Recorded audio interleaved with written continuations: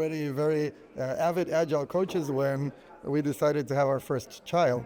And and when faced with the challenge of the whole pregnancy process is very complex, right? Yeah. And it's a mix of complicated and complex. There's a lot of things that you need to think about, a lot of things you need to coordinate. Sure. And we obviously tried to use Scrum for this. And what did you discover? It doesn't work. It just doesn't work. Does not work. It does not work. You have a timeline there. You have things unexpected. You have little projects. A combination of all kinds of things that come together. Yeah. Yeah, we realize that there's a lot of date constraints, a lot of things that are really time sensitive, time dependent. Yeah. And this is something that in Scrum we're not really good at dealing with. Did you know that 92% of business work in your organization is not performed using Scrum or Kanban? Only 8%, which includes product development or operations, uses Scrum and Kanban. Stay tuned in this episode as Xaiver and Joke from Agile share with you Vima, visual management. Based on Scrum and Kanban, it can help you with all the organizational work across your entire business. And I believe that Vima is a blue ocean for trainers and coaches to help organizations with business agility. Speaking of data, I wanted to share some data from my channel. I noticed that a huge percentage of people who watch my videos are not subscribed. I would really appreciate if you subscribe to my channel so I can bring you top content from top industry experts, and your subscriptions are going to help me make that happen. Onwards with my conversation with Xaiver and Joke. If you could go ahead and introduce yourself, that'd be awesome. Okay, thanks, Anil. I'm Xaiver Quesada. I'm a CST, a trainer, and a CEC, a coach, based in Belgium. And Me too, in Belgium, a CST. we're a couple. We're one of the first CST couples. Excellent. And we've been working together since I arrived in Belgium more than 20 years ago. I met Joke at work, and this has prompted us to develop ourselves together and grow together. So a lot of the things that we have been innovating about, we've learned them and we've developed them together. Let me tell you about the context of what we're doing and what we're going to be talking about today. So we are in a situation where we're getting more and more demand to do Agile for anyone. The whole organization is in scope, and we as Scrum and Agile practitioners, we need answers to address the issue of what does it mean to do Agile in areas of the organization that are outside of our traditional focus. Now, when you talk to a leader and you explain to them business agility, the benefits that an Agile transformation can bring to their organization, you will probably, if your message is clear, it is a compelling message, and you will get the mandates to go and do the work. Now, we already know how to work with software teams. We know how to work with product development teams. There's a third type of team that you will have to work with that has been traditionally out of scope for us, and these are the business teams. And who are the business teams? They are essentially everyone else. They're 92% of the workforce of large organizations across the top 15 industries worldwide. So we're talking about a large amount of people that do what we typically call routine work, business as usual, keep the lights on work. And what we've discovered is that this work has several differences that make Scrum and Kanban not a great fit as a framework at the team level. Okay, so we've been working on something else, something new, and that's what we were here to talk to you about. Interesting. You had a fantastic name for it. What was that? It's Vima. Well, tell me more. Well, let us tell you the story of how we got started. So we were already very avid Agile coaches when we decided to have our first child. And when faced with the challenge of, the whole pregnancy process is very complex, right? And it's a mix of complicated and complex. There's a lot of things that you need to think about, a lot of things you need to coordinate. And we obviously tried to use Scrum for this. And what did you discover? It doesn't work. It just doesn't work. Does not work. It does not work. You have a timeline there. You have things unexpected, you have little projects, a combination of all kinds of things that come together. Yeah, we realize that there's a lot of date constraints, a lot of things that are really time sensitive, time dependent. Yeah. And this is something that in Scrum we're not really good at dealing with. We tend to work with priorities, right? So, for example, when you need to have an ultrasound done, and this has to happen on a certain date. Yes, exactly. You need to be able to plan these things with a little bit more precision. Sure. So that was kind of our inspiration. We published it on our blog in 2009, Wow. 2010, and 5 years later, we got called by a factory manager, a plant manager from a car factory in Ghent, where we live in Belgium, and he was wondering if we could help him solve a difficult challenge, which was how to run his factory teams in a more effective way than what he was doing at the moment, which is kind of an ad hoc mix of... They were doing all kinds of work, trying to optimize the line, small project, maintenance to the building, all kinds of things, big and low. They had a bunch of projects, and they had tried using PMI. Sure. It didn't work for them.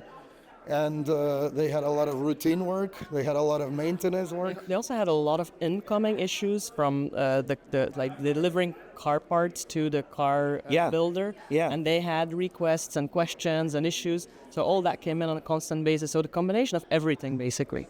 Wow. So we tried to help them. We taught them Scrum, and we again realized that it didn't work. Or at least it didn't work by the book. For some things, yes. For other things, absolutely not. And a large mix of work types. You typically find teams that are very cross-functional, very collaborative, so they have some of the essences of an agile team. Sure. But they're not dedicated to a single product or a single value stream or a single service. They tend to be teams that, for example, if you have a factory maintenance team, they need to work on a series of issues that some are plannable, some are not plannable. They need to be very responsive.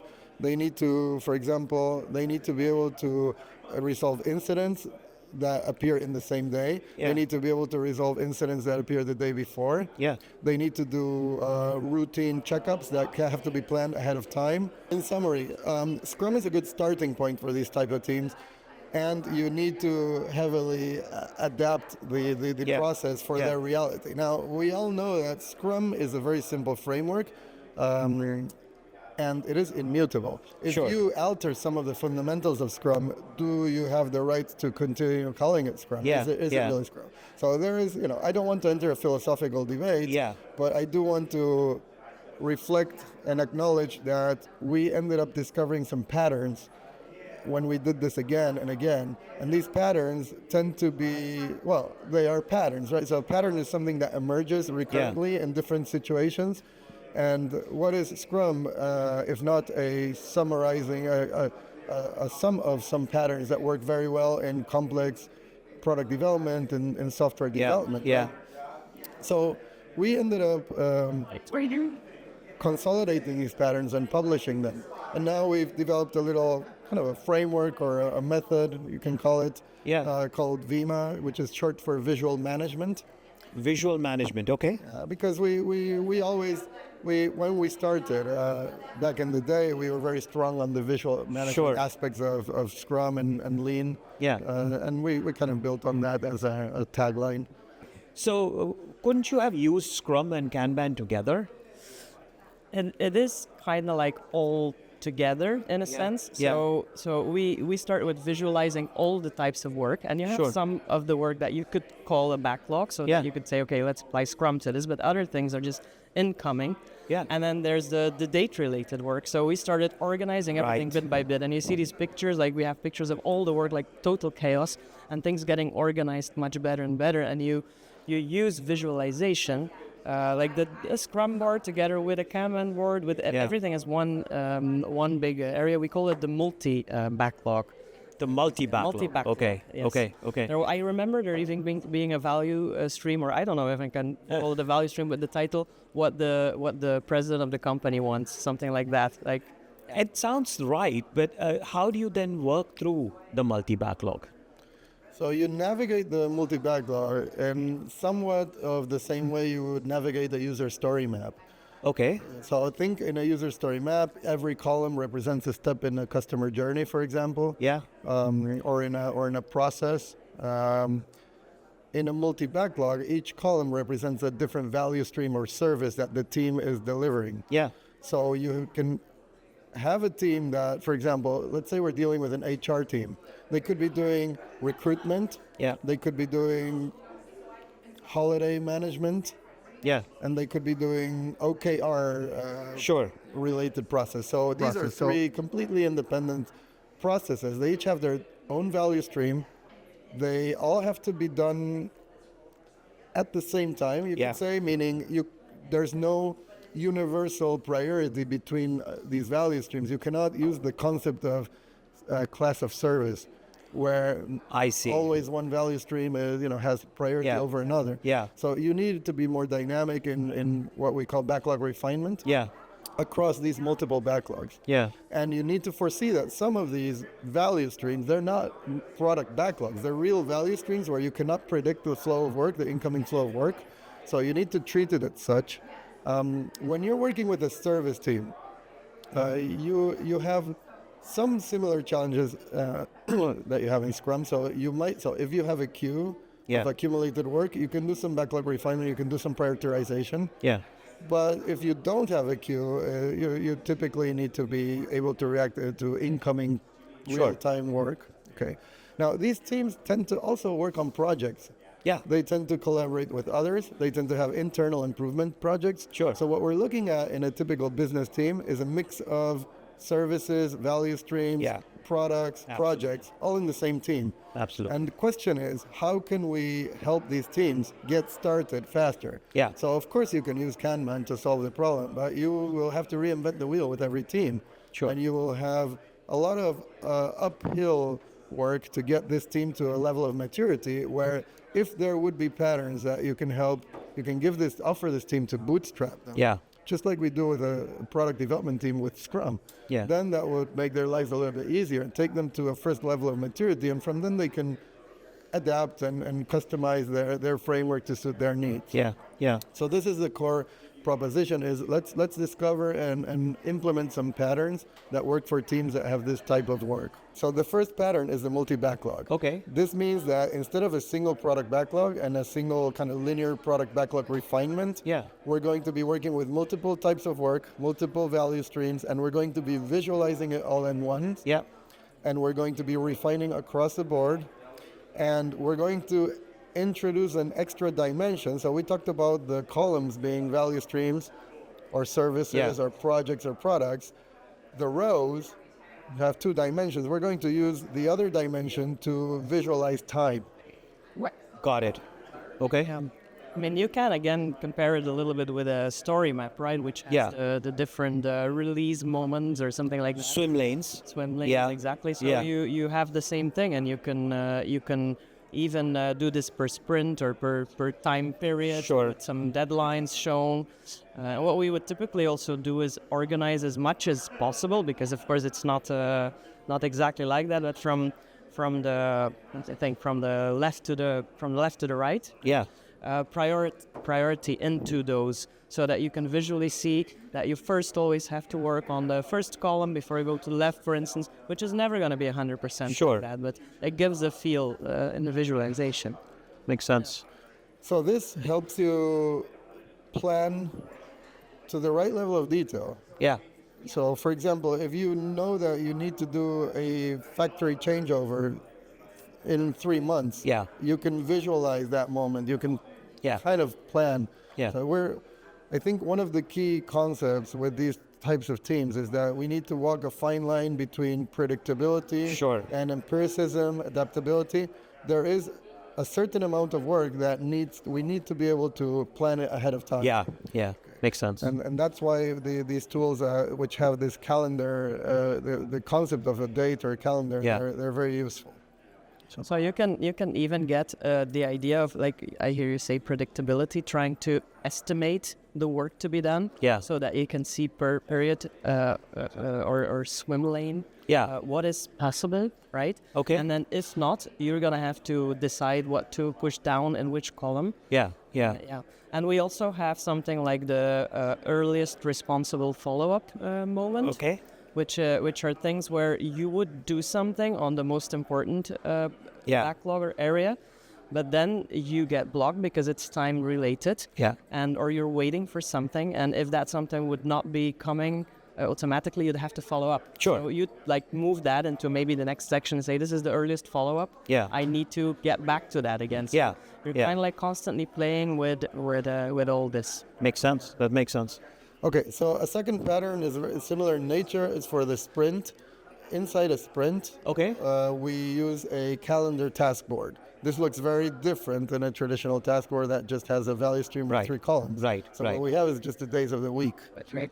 I see. Okay. And what we do in a sprint planning exercise is we start by asking, the team asks themselves, which activities have to happen on a certain day or on a certain Yeah, hour during yeah, the week. yeah. Because we have working agreements or service level agreements, Yeah. recurring work. So we make sure that we plan for that first. Yeah. So that will get done. Yeah. Okay. Then we plan, maybe we make sure we leave capacity for any urgent or unplanned work. Yeah. A lot of Scrum and Kanban teams already do this. And whatever capacity is left over from the team, they can pull in work from their backlogs in a similar to a traditional Scrum fashion. Is that the sprint is 5 days then? The A week? typical, in business environments, a typical, Most reasonable. Okay. is they take a week. Yeah. Okay. It's a good planning horizon, 1 week. They Okay. already have it's already traditional in many teams to do a weekly planning event. Yeah. We just give it a bit more discipline and structure. Sure. Okay. The third pattern that we identified is the pattern of the catalyst team leader. Okay. So a lot of teams already have team leaders. They are, in most cases, hopefully a natural leader, a person who has some kind of coaching skills, emergent leadership skills. What we recognize is that in a business team, a team that does operational work, a team that does a lot of business as usual work, Yeah. first of all, this leader is typically an expert. Yeah. They are a developer. They do the work. They've risen through the ranks by doing the work. Sure. We also acknowledge that there's not that much facilitation work to do because a lot of the work is more standardized. Yeah. So it doesn't require an active facilitator role. There is a need for coaching because we still want to create a high-performing team. There will be conflicts inside the team. Yeah. So we do need coaching skills, and we know that a good leader is a leader coach. Yeah. And what about prioritization, which is the responsibility or accountability of a product owner? So Yeah. we don't have that much of a need for prioritization. Okay. Because a lot of the work is already is prioritized by the team itself based on What comes first? What goes next? What is the deadline? Basically, in factories, is it they're gonna close and they have to optimize line? That's when it is. Yeah. Yeah. So they Or the executive of that department might prioritize based on what they think might be valuable to them. maybe, yeah, Okay. indeed, interesting. But I think if you would have that, then you would have more of a need of a product owner to act as somebody who's part of the team and treat the executive as a stakeholder. Yeah. I think what we see or what we're aiming for, let's say, Sure. because this is an aspirational framework. Right? Yeah. We're going to be teaching this to our audiences or to people who want to create agile organizations. Sure. So I think what we are aiming for is a highly empowered autonomous team that has a strong amount of ownership of their work and can make a lot of the decisions themselves. Yeah. Now, in a typical Scrum environment, we need a very active product owner because there are a lot of product decisions to be made all the time, and there's a lot of stakeholder management to be made. When you're already running the product, when you're operating the product, there is a much larger percentage of daily work, just keep the lights on, business as usual. So there's less need for strategic decision making. It's a lot more tactical, and that means it can be handled by the team. So a lot less demand for product ownership work. And when there is demand for product ownership work, the best role to do it is usually also a team lead. Yep. You wouldn't be splitting this into two roles: Okay. a coaching facilitation role and a kind of a stakeholder management role. That makes So the sense. conclusion is we don't need the split between product owner and scrum master. We can use okay. a single Catalyst Person. team leader Yeah. who has aspects of both roles. And that works very well Okay. when done Fantastic. correctly. Yeah. Okay, so I think that's a kind of a very high level overview. So what we're doing is Yeah. we're taking Scrum as a foundation. We're identifying that there's a target audience, which is business teams, teams that do operational work, that do keep the lights on work. Yeah. And we're offering them a kind of a customized version of Scrum based Yeah. on patterns that changes product backlog refinement, introduces something similar to PI planning and safe, but in a more agile way, not predictive, but more adaptive. Changes the sprint planning, changes the sprint backlog, Yeah. changes the product owner and the scrum master. So I think there's enough changes here to justify calling it something different. Different. And very important, visualizing. Visualize it. Bringing order into chaos. And that's the name you gave it, visual management, right? Fantastic, Vima fantastic. Awesome. Thank you both. And we're going to see you again with another set of trainers, coaches, and their fantastic ideas. So until next time, bye. I hope you enjoyed the interview as much as I did. If you like, you could read all about Vima at vima.cc. The link is going to be available in the description below and is also in the QR code. Feel free to connect with Xaiver and Joke to learn more about Vima. And at the end, don't forget to subscribe and like this video. And I'll see you next time.